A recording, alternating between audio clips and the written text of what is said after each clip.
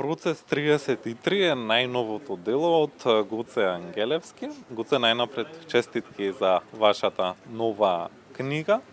Што значи Процес 33?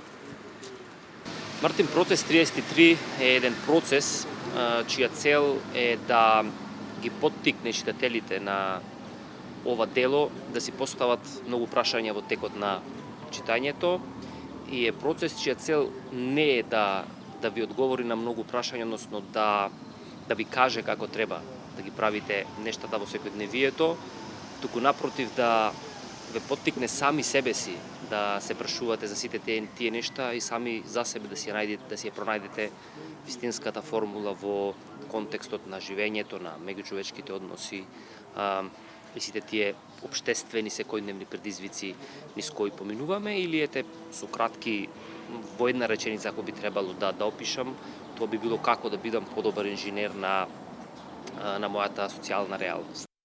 Што е она што ве инспирираше да ја напишете оваа книга? Од секогаш ми интересирале тие релации помеѓу луѓето, од секогаш ми интересирале тие општествени феномени кои што се појавуваат и дали има некаква логика помеѓу одредени постапки однесувања на луѓето. Па така некако книгата дојде не од некоја си конкретна инспирација, од некој конкретен момент во живењето, туку некако е како последица на се она што јас сум истражувал и се она што сум доживувал и анализирал во секојдневното мое живење. Ова е ваша втора книга, првата ја издадовте многу одамна, збирка на раскази наречена 69 страници за младината. Зашто станува збор во вашата прва книга?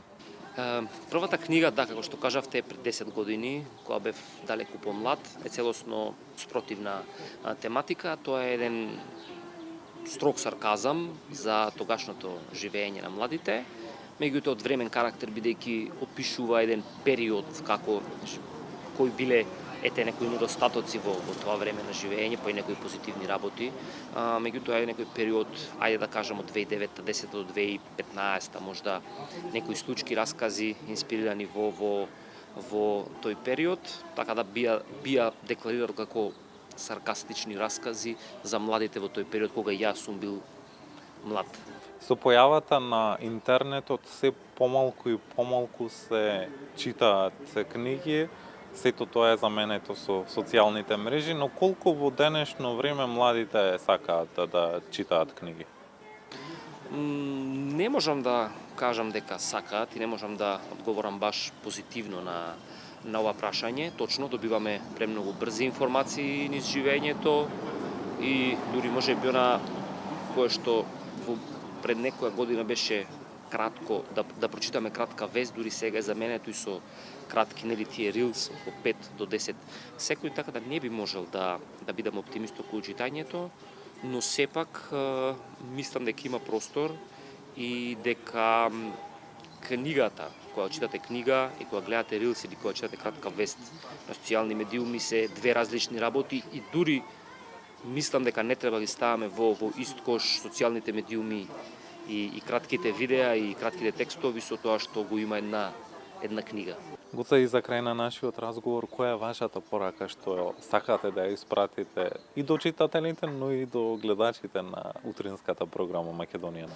Да, она што би сакал да го порачам вака накратко е тоа да се потрудиме сите да се насочиме кон себе си, да направиме еден осврт кон себе си, а помалку тоа да го правиме према другите.